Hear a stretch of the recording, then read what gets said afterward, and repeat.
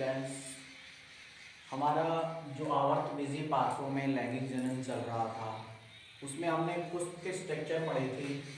देखिए, पूर्ण जो पुष्प होते हैं, पूर्ण पुष्प, उन पूर्ण पुष्पों के अंदर चारों चक्र होते हैं। चार चक्र में मैंने बताया था, दो तो होते हैं आवश्यक चक्र, जो सेक्सुअल जो ऑर्गन्स होते हैं जैसे नर जननांग और मादा जननांग, ये दोनों मिलकर तो बनाते हैं आवश्यक चक्र।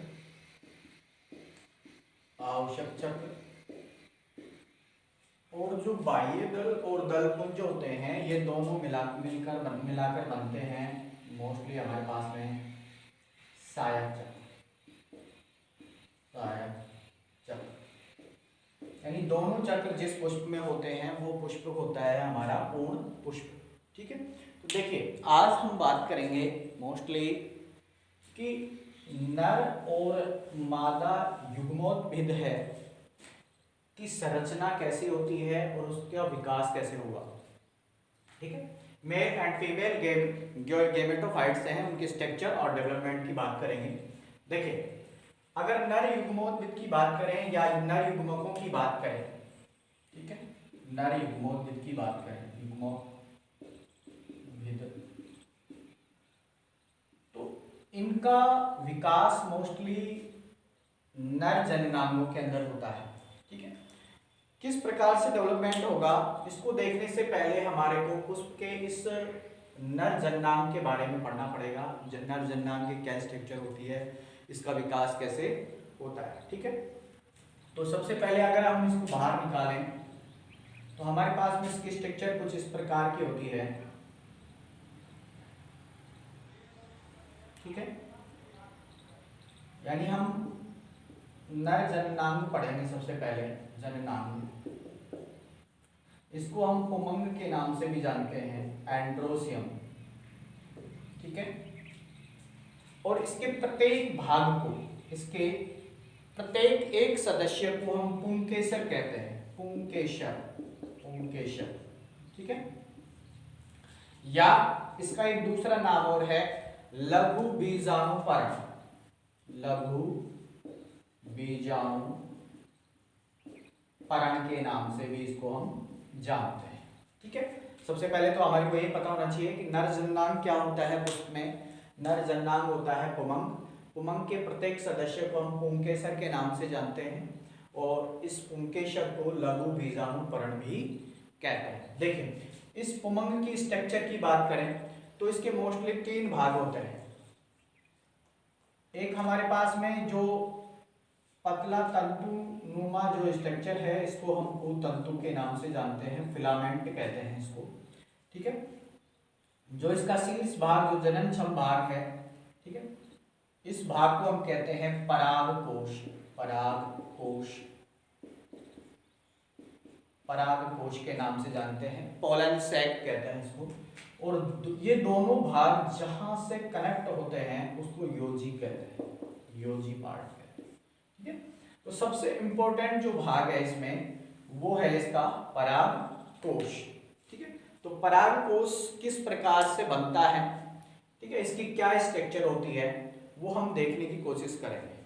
देखिए,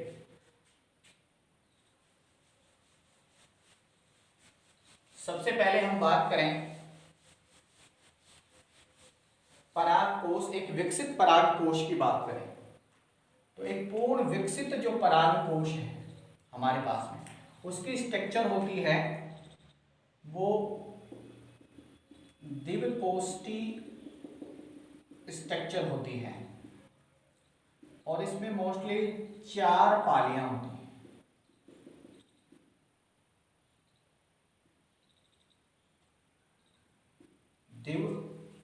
द्विपालित और चार कोष्ठी स्ट्रक्चर होती है।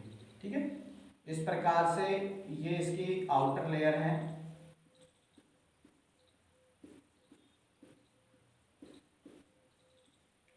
देखिएगा, ये परिपक्व परागकोश है, उसको अगर हम इसके अनुप्रस्थ काट लेंगे तो हमारे पास में मुख्यतः अधिकांश प्लांट्स के अंदर ये स्ट्रक्चर होगी वो द्विपालित होगी, दो पालियों में बटी हुई होगी।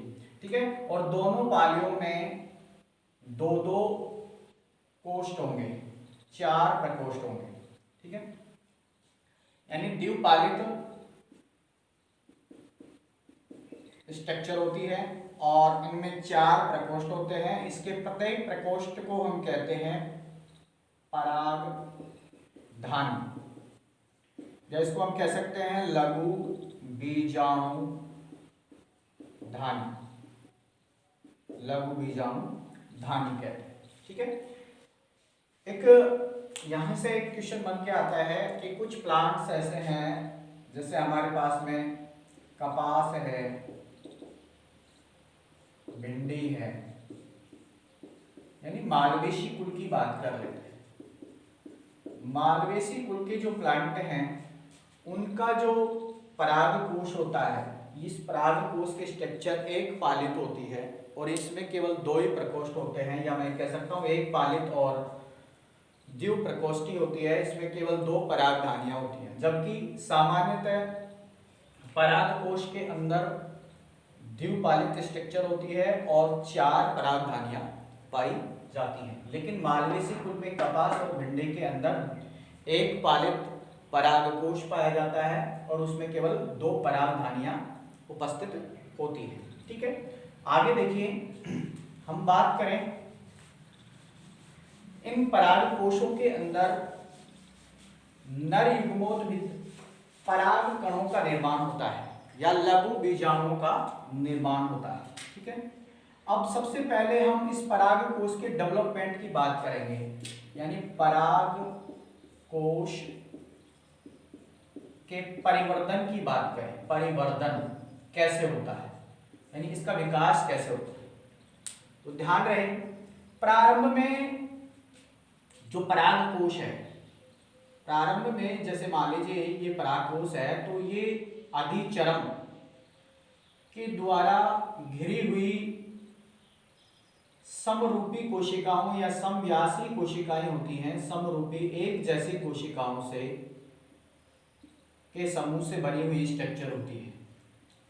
यानी प्रारंभ में इस अधिचरम के अंदर, इस अधिचरम से ढकी हुई समरूपी कोशिकाएं, यानी सभी कोशिकाएं इसके अंदर की क्या होती हैं, एक समान होती हैं, समरूपी सेल्स होती हैं। इनके समूह से बना हुआ होता है प्रारंभ में, ठीक है। जब परागकोश अपरिपक्व अवस्था में होता है, प्रारंभिक अवस्था में होता है, उस समय इस परागकोश के चारों ओर जो अधिचरम है, अधिचरम, ठीक है, अधिचरम, इससे ढकी हुई समरूपी कोशिकाओं का जो समूह है वो पाया जाता है। जस्ट इस अधिचरम के नीचे जो अध्यस्थ तौचक कोशिकाएं होती हैं, सेल्स होती हैं, ध्यान रहे इंपॉर्टेंट बात है, इसके नीचे की जो कोशिकाएं होती हैं, इनमें से कुछ कोशिकाएं आकार में बड़ी होती हैं, आकार में बड़ी होती है।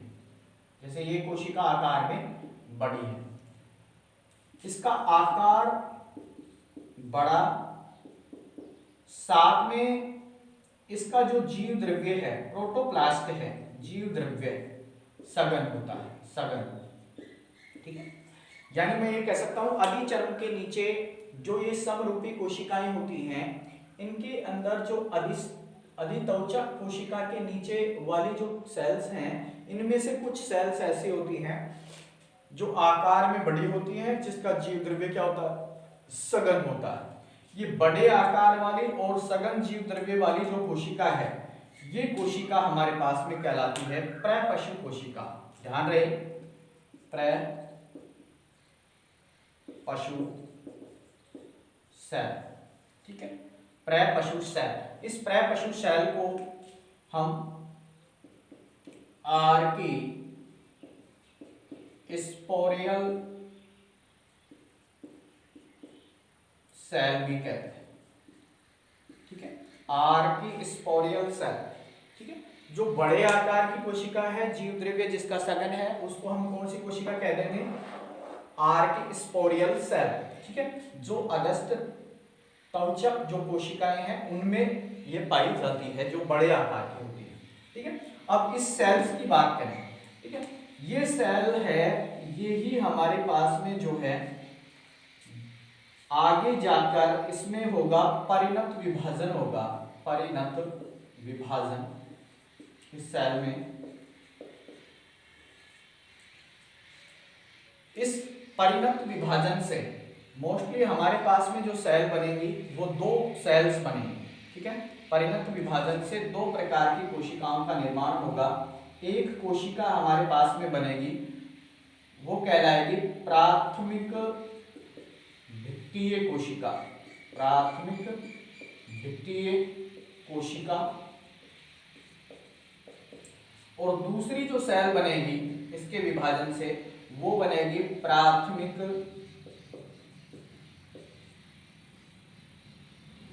बीजाणु जन कोशिका, या बीजाणु जनन भी कह सकते हैं, बीजाणु जन कोशिका। यानी दोबारा समझिएगा, प्रारंभ में परागकोश होता है, वो एक अधिचर्म से ढकी हुई समरूपी कोशिकाओं के समूह के रूप में होता है। ठीक है, उन समूह के अंदर कुछ कोशिकाएं ऐसी होती हैं जिनका आकार बड़ा होता है और जीव द्रव्य उनमें क्या होता है, सघन होता है। ऐसे सेल्स को पशु सेल्स बोलते हैं। ठीक है, या इनको आर्की स्पोरियल सेल्स के नाम से जानते हैं। ये सेल्स आगे जाके क्या होती हैं, परिणत विभाजन से दो सेल्स बनाती हैं। ठीक है, अब देखिए इन दोनों सेल्स का क्या काम है। ठीक है, इधर देख लेते हैं।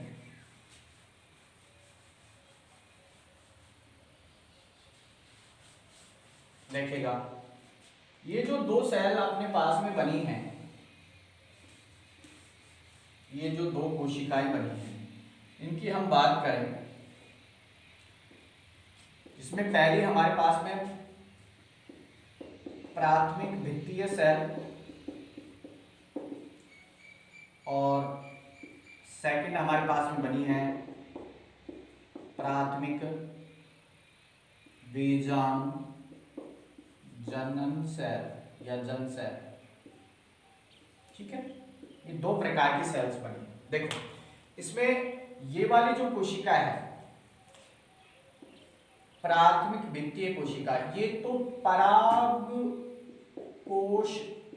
परागकोश की भित्ति का निर्माण करती है, भित्ति बनाती है। ठीक है, अभी हम पढ़ेंगे परागकोश की जो भित्ति बनती है उस भित्ति का निर्माण करती है, आउटर लेयर जो बनती है उसका निर्माण करती है। और जो बीजाणु जन कोशिका, प्राथमिक बीजाणु जन कोशिका होती है, या तो डायरेक्टली, इसको समझना, या तो ये डायरेक्टली किसमें चेंज हो जाती है, लघु बीजाणु मात्र कोशिका में, मात्र कोशिकाओं में बदल जाती है। ठीक है, लघु बीजाणु मात्र कोशिकाओं में बदल जाती है। ठीक है, या फिर जो है ये पहले इनके अंदर सूत्री विभाजन होगा, समसूत्री विभाजन, और समसूत्री विभाजन से ये अनेक सबसे पहले क्या बनाएंगे, लघु बीजाणु जनन कोशिकाएं। ध्यान रखना, प्राथमिक लघु बीजाणु जनन नहीं, लघु बीजाणु जनन सेल्स बनाए। ठीक है, या तो ये डायरेक्ट किस में बदल जाएंगी, लघु बीजाणु मात्र कोशिकाओं में, या फिर ये समसूत्री विभाजन करके बहुत सारी लघु बीजाणु जनन सेल्स बना लेंगे। फिर ये लघु बीजाणु जनन सेल्स हैं, ये बाद में जाके रूपांतरित होंगी लघु बीजाणु मात्र कोशिकाओं। ठीक है, मात्र सेल्स। और फिर इन कोशिकाओं के द्वारा जो लघु बीजाणु मात्र सेल्स हैं, इन सेल्स के द्वारा लघु बीजाणु, या मैं इसको कह सकता हूं पराग कणों का निर्माण होता है। ठीक है, ध्यान रहे, दोबारा समझिएगा। देखिए, नर जन्नांग होता है, जो नर युग्मक जहां बनेगा नर जन्नांग में बनेगा, उस नर जन्नांग को हम पुंमंग के नाम से जानते हैं, और इसके प्रत्येक सदस्य को पुंकेसर कहते हैं। पुंकेसर के 3 भाग होते हैं, हमने बताया परागकोश, पुतंतु और योजी। परागकोश की बात करें तो परागकोश, अगर परिपक्व परागकोश की बात करें तो परिपक्व परागकोश द्विपालित होता है और चतुष्कोष्ठी होता है, जिसके अंदर 4 परागधानियां होती हैं। ठीक है, इसके अलावा कुछ के अंदर, जैसे हमने एग्जाम्पल बताया था मालवेशी कुल के अंदर, जैसे भिंडी है, कपास है, उनके अंदर केवल एक पालित परागकोश पाया जाता है और उसमें केवल 2 कोष्ठ होते हैं, या मैं कह सकता हूँ 2 बीजाणुधानियां उपस्थित होती हैं। अगर हम इस परागकोश के परिवर्तन की बात करें तो प्रारंभ में ये परागकोश एक अधिचर्म के द्वारा ढकी हुई समरूपी कोशिकाओं के एक समूह के रूप में होता है। इस समूह के अंदर जो अधस्थ सेल्स हैं उनके अंदर से एक कोई सेल है जो आकार में बड़ी होती है और जीव द्रव्य उसका सघन होता है। ऐसी जो सेल्स होती हैं जो मोस्टली आकार में बड़ी होती है और जिनका जीव द्रव्य सघन होता है, उन सेल्स को आर्किस्पोरियल सेल्स के नाम से जानते हैं या परपस्व कोशिका कहते हैं। ठीक है, इन सेल्स के आगे परिणत विभाजन से 2 प्रकार की कोशिकाएं बनती हैं। कितने प्रकार की? 2 प्रकार की कोशिका बनती है, प्राथमिक द्वितीय कोशिका और प्राथमिक बीजाणु जनन कोशिका। ठीक है, तो प्राथमिक द्वितीय कोशिका से परागकोश की जो भित्ति बनती है और जो प्राथमिक बीजाणु जनन कोशिका होती है उससे जो है हमारे पास में या तो डायरेक्ट क्या बन जाती है, लघु बीजाणु मात्र कोशिका बन जाती है, या फिर पहले इसका समसूत्री विभाजन होता है और अनेक प्रकार की लघु बीजाणु जनन कोशिकाओं का निर्माण होता है। फिर ये लघु बीजाणु जनन कोशिकाएं लघु बीजाणु मात्र कोशिकाओं में बदलती है और लघु बीजाणु मात्र कोशिकाओं से ही परागकणों का निर्माण होता है। ठीक है, ये तो है इसका परिवर्तन, परागकोश का परिवर्तन। अब नेक्स्ट वीडियो के अंदर हम बात करेंगे परागकोश की संरचना की। ठीक है, परागकोश के स्ट्रक्चर कैसी होती है, ठीक है, और इसके कितने भाग होते हैं। ठीक है, वीडियो को पूरा देखें, लाइक करें और शेयर करें। धन्यवाद।